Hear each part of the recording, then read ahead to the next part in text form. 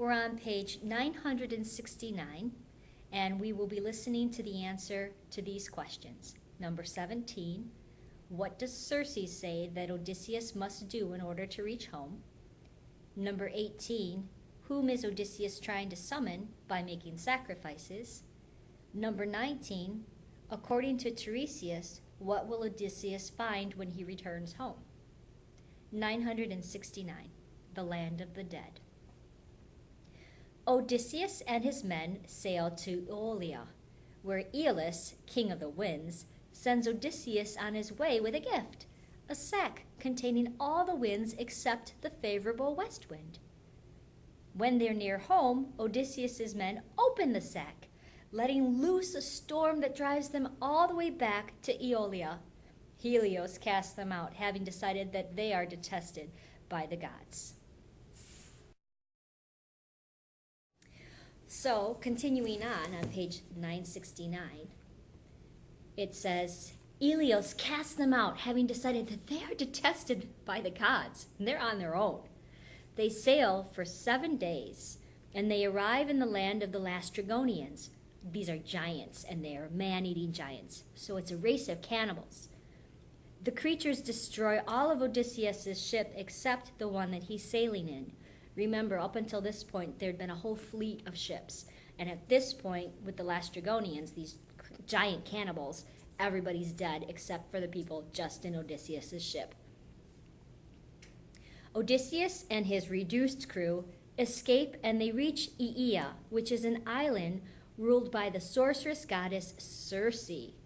She really has been waiting for Odysseus to get there. There was a prophecy that she was told that someday Odysseus would be showing up at her doorstep. She transforms half the men into swine, but protected by a magic herb, Odysseus demands that Circe change his men back into human form. Before Odysseus departs from the island a year later, Circe tells him that in order to get home, he must first journey to the island or to the land of the dead, Hades, and consult the blind prophet Tiresias.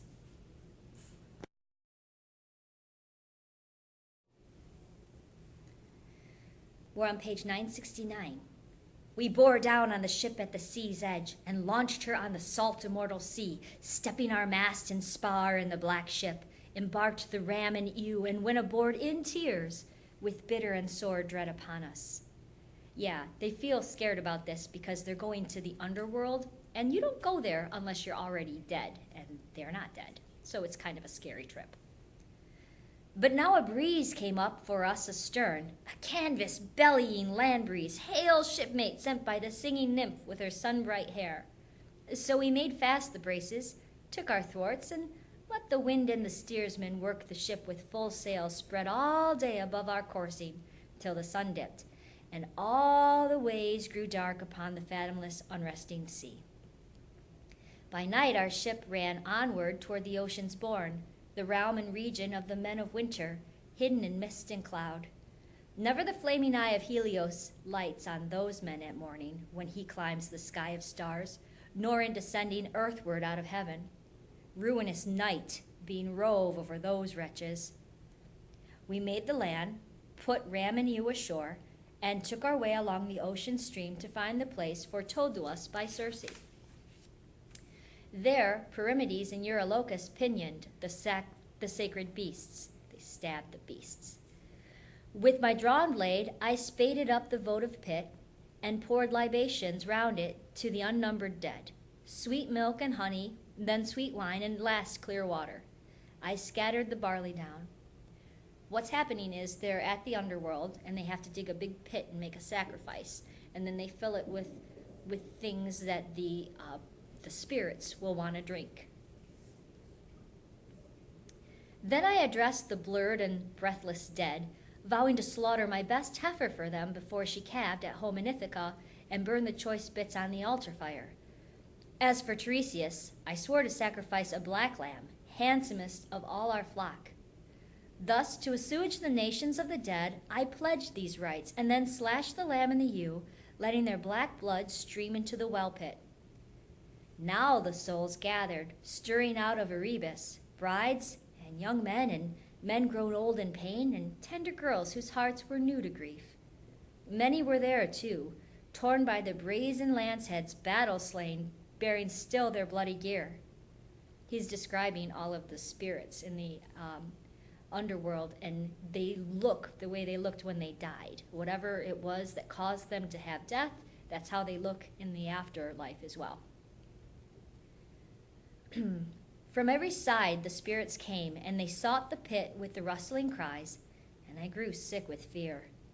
But presently I gave command to my officers to flay those sheep, the bronze cut down, and make burnt offerings of flesh to the gods below, to sovereign Death, to pale Persephone. Meanwhile, I crouched with my drawn sword to keep the surging phantoms from the bloody pit till I should know the presence of Tiresias. He's trying to save the offering of the blood and the water and the honey and the milk. He's trying to save that just for Tiresias, the prophet to whom he wants to speak. It's only after the spirit drinks from this pit and takes these offerings that he can speak. So Odysseus is trying to look for Tiresias, the blind dead prophet, whom he's supposed to speak with. One shade came first, Elpenor of our company, who lay unburied still on the wide earth as we'd left him, dead in Circe's hall, untouched, unmourned, when other cares compelled us.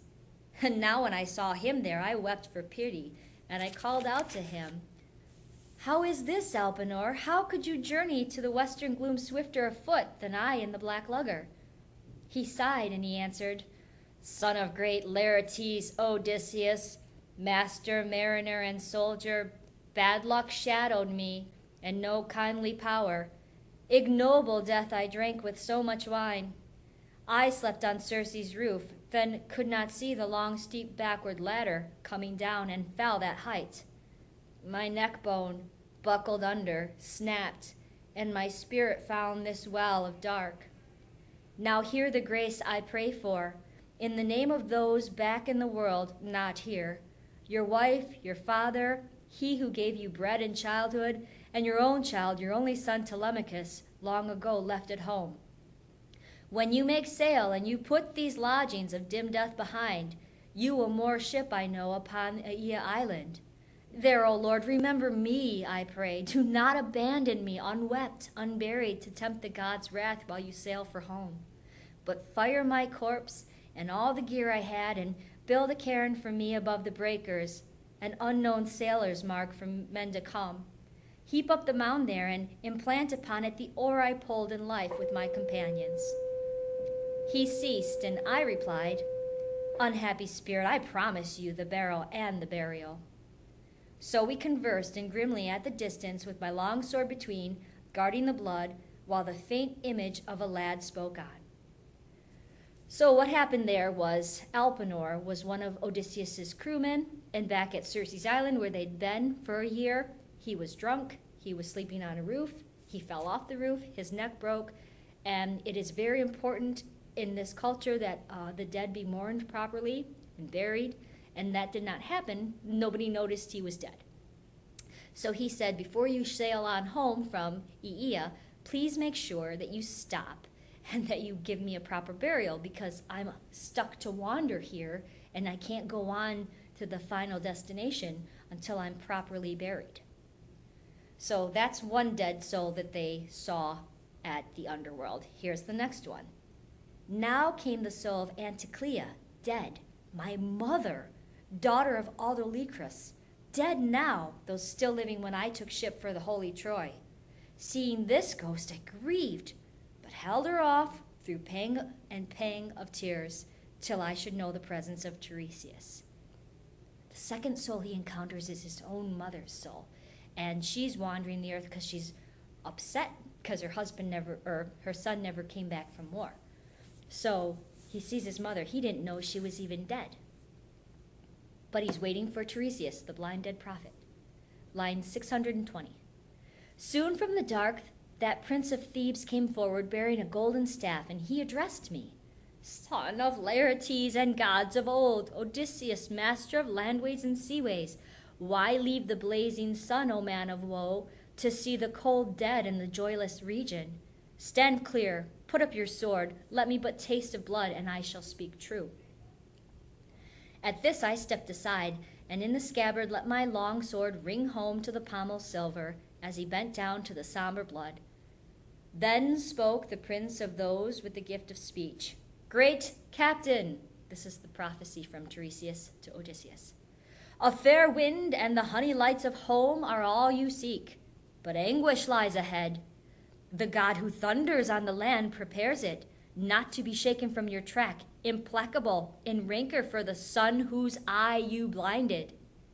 They're talking about how Odysseus blinded Polyphemus the Cyclops and how he's going to be punished for that.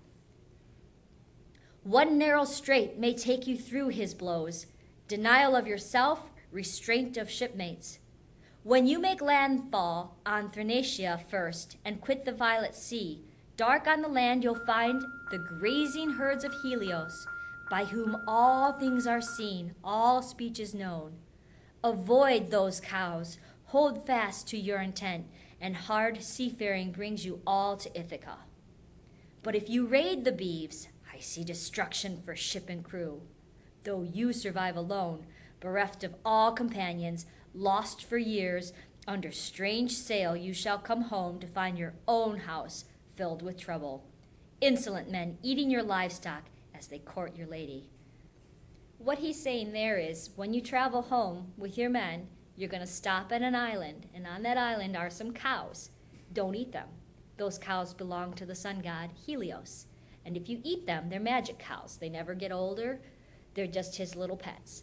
If you eat them, then all heck's going to break loose. Your men will never see the light of day again. They'll all die. And also, when you get home, you will not just be able to waltz back into your house. Instead, you'll have a house that's overrun with men who are trying to steal your treasure and your wife. So don't eat the cows. That's it. Just don't eat the cows. And then he says, line 651, Aye, you shall make those men atone in blood. But after you've dealt out death, in open combat or by stealth, to all the suitors go overland on foot and take an oar until one day you come to where men have lived with meat unsalted, never known to sea, nor seen sea-going ships with crimson bows, and oars and fledge-light hulls for dipping flight. The spot will soon be plain to you, and I can tell you how. Some passerby will say, What winnowing fan is that upon your shoulder? Halt, and implant your smooth oar in the turf, and make a fair sacrifice to Lord Poseidon. A ram, a bull, a great buck boar. Turn back and carry out pure hecatombs at home to all wide heaven's lords, the undying gods, to each in order. Then a sea-born death soft as this hand of mist will come upon you when you are wearied out and rich old age, your country folk in blessed peace around you. And all this shall be just as I foretell. He says, so after your men, if they eat the cattle and they die, you'll get home and your house will be overrun with men. You're going to kill them all. They're going to go away. After you've taken care of business at home, then you need to apologize to Poseidon and then make an offering to all the gods at Mount Olympus so that you can be in their favor again. Do not think that you are bigger than the gods, Odysseus. Chuck Norris or not, you are not bigger than the gods. And Poseidon's mad at you.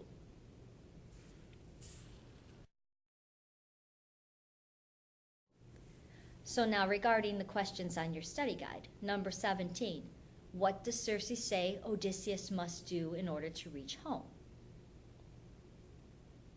He must travel to the land of the dead and hear the prophecy of the blind, dead prophet Tiresias. Number 18, whom is Odysseus trying to summon by making the sacrifices? It's Tiresias, the blind prophet. Number 19, according to Tiresias, what will Odysseus find when he returns home? He will find his palace overrun by suitors, by men who are trying to marry his wife and take over his kingdom. The Sirens, page 975. The Sirens. Odysseus returns to Circe's island. The goddess reveals his course to him and gives advice on how to avoid the dangers he will face. The Sirens, who lure sailors to their destruction. The wandering rocks, sea rocks that destroy even birds in flight. The perils of the sea monster Scylla and nearby the whirlpool Charybdis. And the cattle of the sun god, which Tiresias has warned Odysseus not to harm. As Circe spoke, Dawn mounted her golden throne, and on the first rays Circe left me, taking her way like a great goddess up the island. I made straight for the ship, roused up the men to get aboard and cast off at the stern. They scrambled to their places by the rowlocks, and all in line dipped oars in the gray sea. But soon, an offshore breeze blew to our liking, a canvas-bellying breeze, a lusty shipmate sent by the singing nymph with sun-bright hair. So we made fast the braces and we rested, letting the wind and the steersman work the ship. The crew being now silent before me, I addressed them, sore at heart. Dear friends, more than one man or two should know those things Circe foresaw for us and shared with me. So let me tell you her forecast. Then we die with our eyes open if we're going to die, or know what death we baffle if we can. Sirens, weaving a haunting song over the sea we are to shun, she said, and their green shore all sweet with clover. Yet she urged that I alone should listen to their song.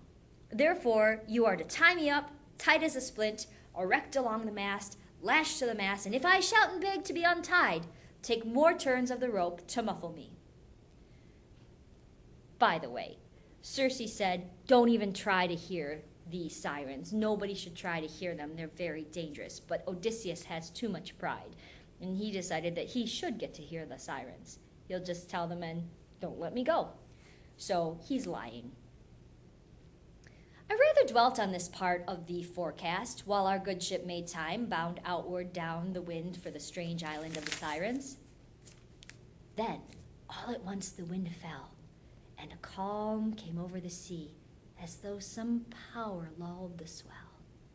The crew were on their feet briskly to furl the sail and stow it. Then each in place they poised the smooth oar blades and sent the white foam scudding by. I carved a massive cake of beeswax into bits and rolled them in my hands until they softened. No long task, for a burning heat came down from Helios, lord of high noon. Going forward, I carried wax along the line and I laid it thick in their ears. They tied me up then, plumb amidship back to mast, lashed to the mast, and took themselves again to rowing. Soon, as we came smartly within hailing distance, the two sirens, noting our fast ship off the point, made ready, and they sang. This way, oh turn your bows, Achaea's glory, as all the world allows more and merry.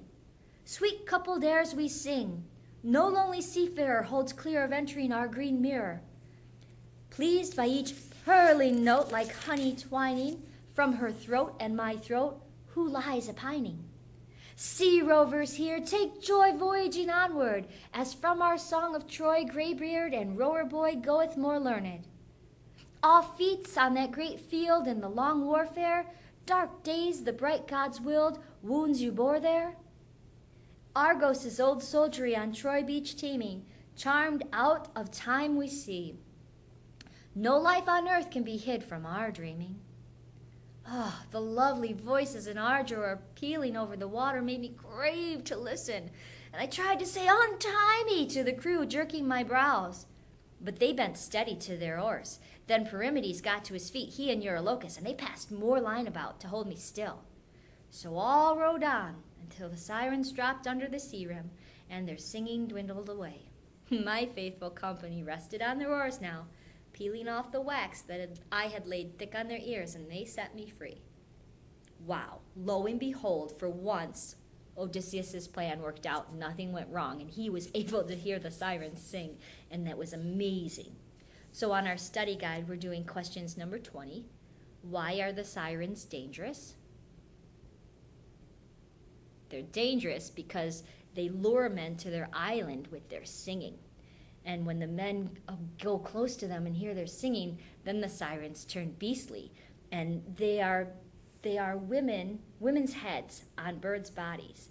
But what they do is then they basically fillet the men. They rip their skin off and they eat all their flesh. And then there's a pile of human skin here and human bones there, and they eat the men like birds. Then number 21, why does Circe tell Odysseus to steer towards Scylla instead of Charybdis? That's next. Scylla and Charybdis. But scarcely had that island faded in blue air, than I saw the smoke and the white water, with sound of waves and tumult, a sound the men heard, and it terrified them. If you've ever been to Niagara Falls, you know what it sounds like when a waterfall goes over, and it's really a roaring sound. That's what this Charybdis sounds like. She's a whirlpool. She's like this giant toilet bowl in the middle of the ocean. And every time she sucks down, it makes a roaring sound. And she sucks everything down, and she holds it down in her whirlpool forever. Like, not forever, for hours. And then she vomits it back up. Like a geyser. And whatever she had sucked down, she spits back up hours later. Usually those things are dead. If they're people. So the men are hearing the roaring sound. And they didn't know it was coming because Odysseus didn't tell them, because if they get sucked down, there's nothing they can do. It's over. So why scare them? Oars flew from their hands. The blades went knocking wild alongside till the ship lost way, with no oar blades to drive her through the water.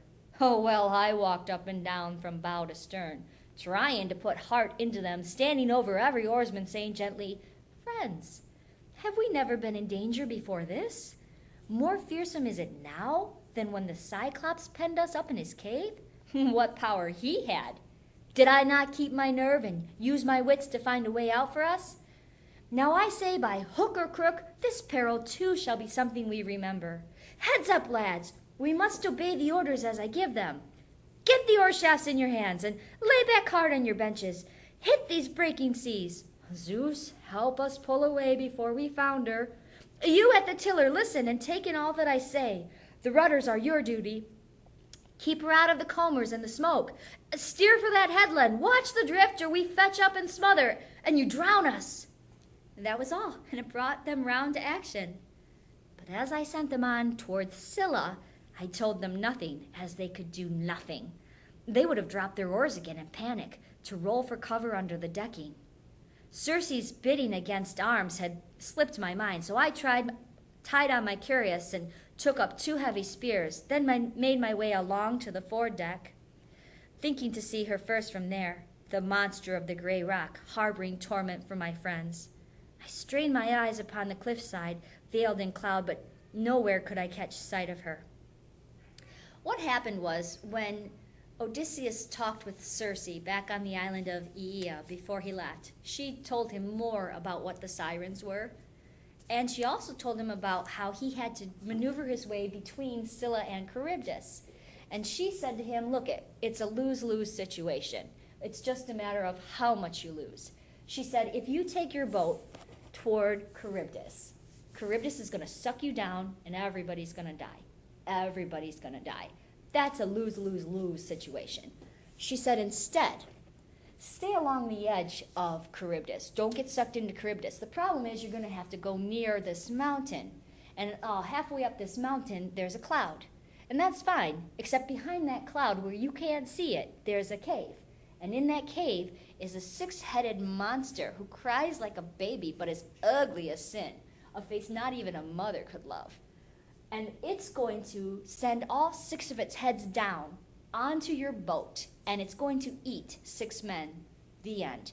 The point is, once you get those 6 men snagged by Scylla, her name is Scylla, you need to just row like the dickens and get out of there, or you're going to lose 6 more men. But Circe said, "It is better for you to lose 6 men than for you to lose all men." And Odysseus thought, geez, should I tell the guys that 6 of us are dying for sure? And then he realized, that's a bad idea. I'll just keep it to myself. So he never told them about that. The problem is, as they're coming up to Charybdis, they hear the roaring and they freak out a little bit. And he's like, oh man, if that made them freak out, just imagine how they'd be if they knew that Scylla was going to eat 6 of them. Sure thing. Okay. So he's got them to row, row, row, row, row. Okay, so now Odysseus was told by Circe, the cave is so high up that the best archery dude could not even shoot an arrow into her cave to try and kill her. So don't even try, just get out of there. But he forgot she said that. So he's on his bow of the boat looking for Scylla, hoping that he can shoot her. Okay, I'm on line 794. And all this time in travail, sobbing, gaining on the current, we rowed into the strait, Scylla to port, and on our starboard beam, Charybdis, dire gorge of the salt sea tide. By heaven, when she vomited, all the sea was like a cauldron seething over intense fire when the mixture suddenly heaves and rises. The shot spume soared to the landside heights, and it fell like rain. But when she swallowed the seawater down, we saw the funnel of the maelstrom, heard the rock bellowing all around, and dark sand raged on the bottom far below. My men all blanched against the gloom. Our eyes were fixed upon the yawning mouth in fear of being devoured. Then Scylla made her strike, whoosh, whisking 6 of my best men from the ship. I happened to glance aft at ship and oarsmen and caught sight of their arms and legs dangling high overhead. Voices came down to me in anguish, calling my name for the last time. Help me, Odysseus, help me. And then a man surf casting on a point of rock for bass or mackerel, whipping his long rod to drop the sinker and bait far out, will hook a fish and rip it from the surface to dangle wriggling through the air. So these were borne aloft in spasms toward the cliff. He describes the men being grabbed by Scylla as the way it looks when you yank a fish out of the water when you're fishing. She ate them as they shrieked there in her den, in dire grapple, reaching still for me. And deathly pity ran me through at the sight, far worse I ever suffered, questing the passes of the strange sea. We rowed on. The rocks were now behind, Charybdis too, and Scylla dropped astern.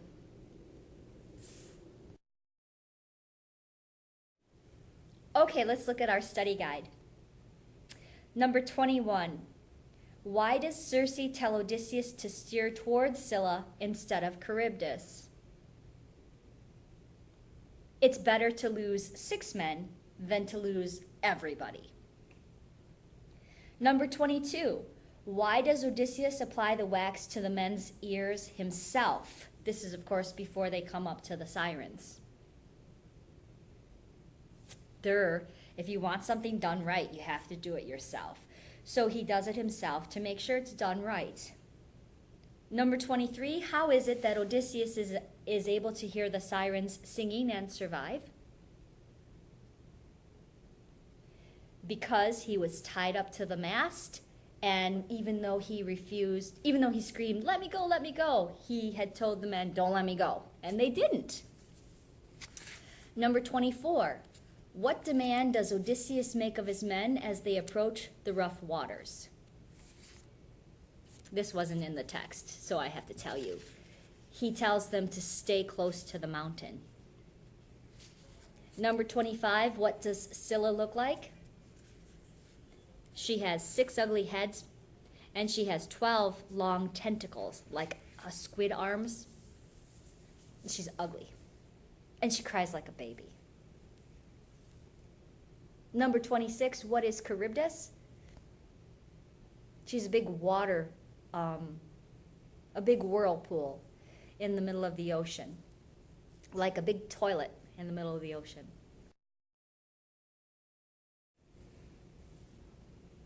Page 980, the cattle of the sun god. Odysseus and his men have escaped Scylla and Charybdis, and now they find that they're stuck in storms and it's not safe to travel, so they stop at an island And because of Tiresias, the blind dead prophet's prophecy, Odysseus is aware that this island belongs to Helios, the god of the sun. And he is quite aware that if his men eat any of Helios's cattle, that they will never get home. The cattle of the sun god. In the small hours of the third watch, when stars that shone out in the first dusk of evening had gone down to their setting, a giant wind blew from heaven, and clouds, driven by Zeus, shrouded land and sea in a night of storm. So just as dawn with fingertips of rose touched the windy world, we dragged our ship to cover in a grotto, a sea cave where nymphs had chairs of rock and sanded floors. I mustered all the crew and said, "Old shipmates, our stores are in the ship's hold, food and drink. The cattle here are not for our provision, or we pay dearly for it.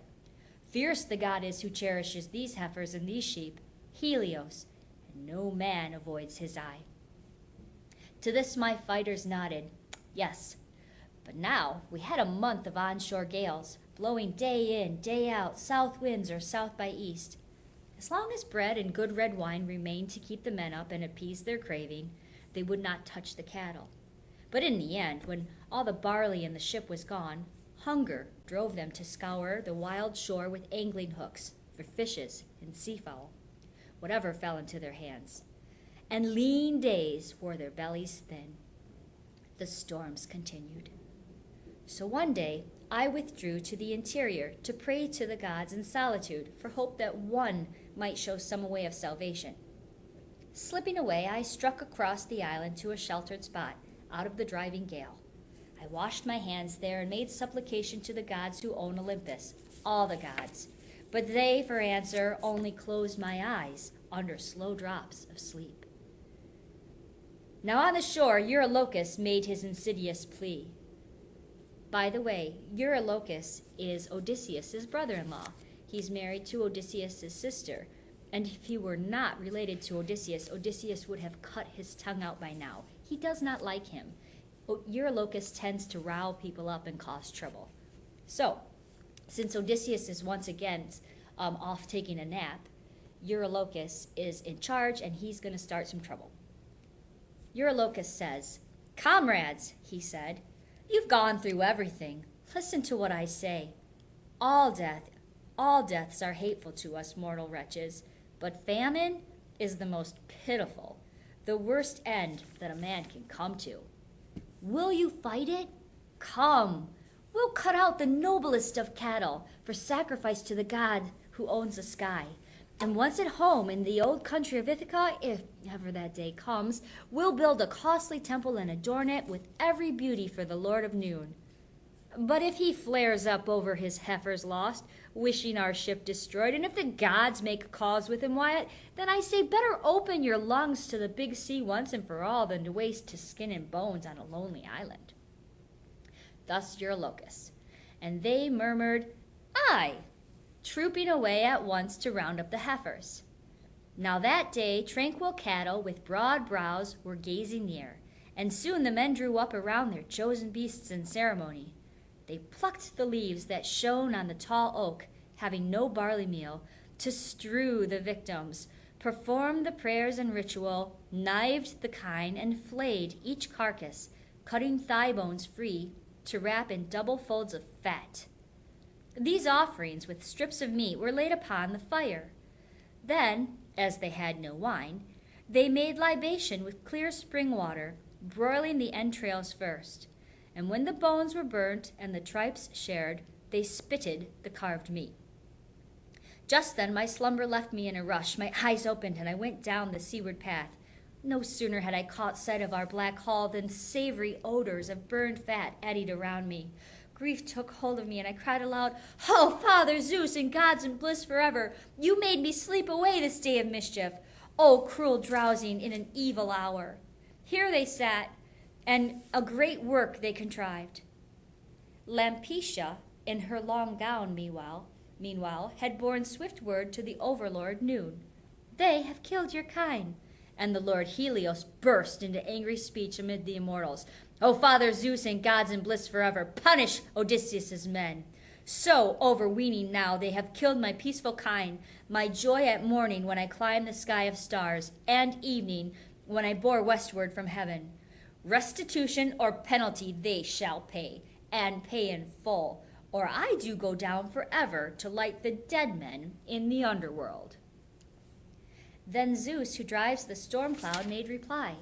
Peace, Helios, shine on among the gods, shine over mortals in the fields of grain. Let me throw down one white-hot bolt and make splinters of their ship in the wide dark sea. Calypso later told me of this exchange, as she declared that Hermes had told her. Well, when I reached the sea cave and the ship, I faced each man and had it out. But where could any remedy be found? There was none. The silken beeves of Helios were dead. The gods, moreover,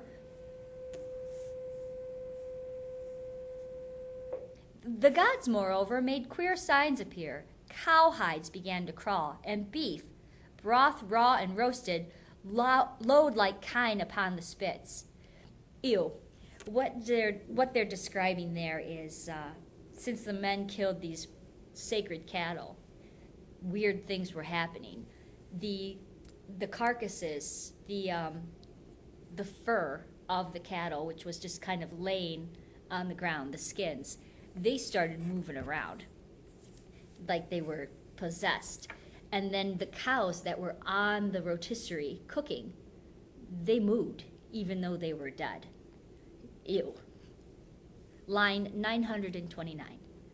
Now 6 full days my gallant crew could feast upon their prime beef they'd marked for slaughter from Helios' herd, and Zeus, the son of Cronus, added one fine morning.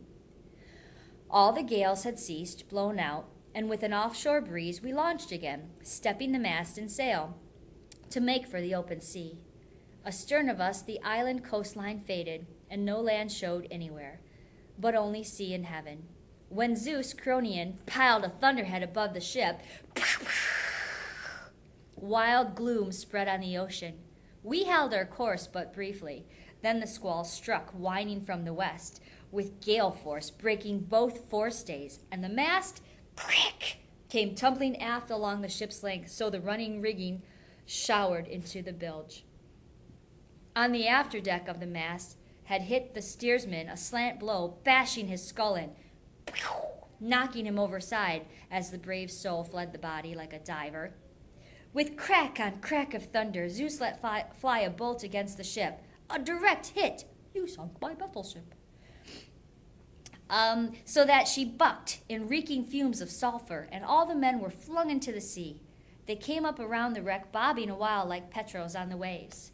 No more seafaring homeward for these, no sweet day of return. The god had turned his face from them. So, Zeus did what he told Helios he would do.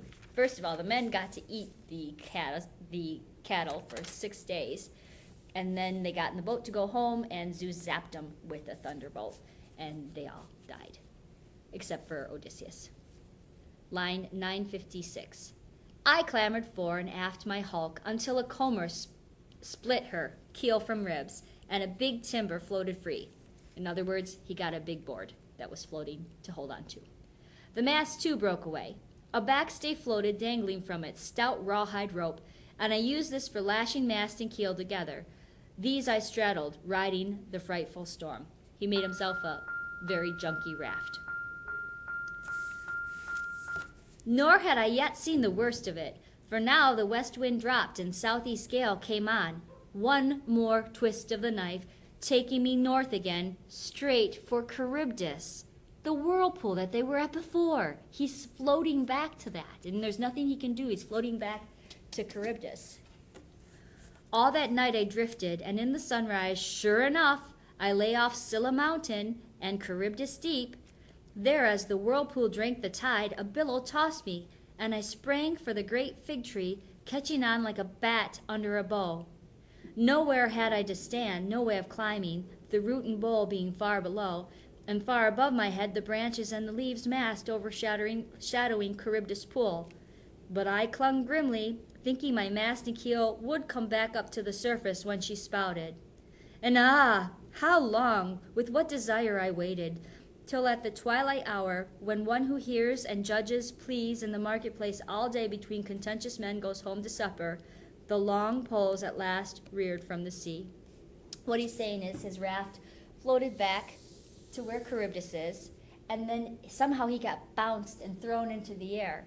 And somehow there is a tree somewhere in the ocean, maybe on, I don't know how it could possibly be there, but somehow there's a branch overhanging Charybdis. And he was thrown into this tree, and he's hanging on the bottom of this branch. He can't climb up it, and he can't go down anywhere. So he just hangs there. Meanwhile, his raft has been sucked into the whirlpool. And so for hours, his raft is down at the bottom of this whirlpool, and he's hoping that maybe when she spews, that she'll spit it back up, and he'll have his raft back again. And that's exactly what happens. So several hours later, after he's hanging on this tree branch, which is in the middle of the ocean, the raft flies back up and he's able to get back on it. Line 983. Now I let go with hands and feet, plunging straight into the foam beside the timbers, pulled astride, and rowed hard with my hands to pass Scylla. Never could I have passed her had not the Father of gods and men this time kept me from her eyes. Once through the strait, 9 days I drifted in the open sea before I made shore, buoyed up by the gods. Upon Ogygia Isle. The dangerous nymph Calypso lives and sings there, in her beauty, and she received me, and she loved me. But why tell the same tale I told you last night in the hall to you and your lady? Those adventures made a long evening, and I do not hold with tiresome repetition of a story. So what he tells us is after he falls and gets back on his raft, he's able to scoot past Scylla. Then he drifts in the ocean for 9 days and washes up on the island of Ogygia, which belongs to the nymph Calypso. And then she likes him a lot, and so she keeps him for like 8 years as a pet before he's finally allowed to go home.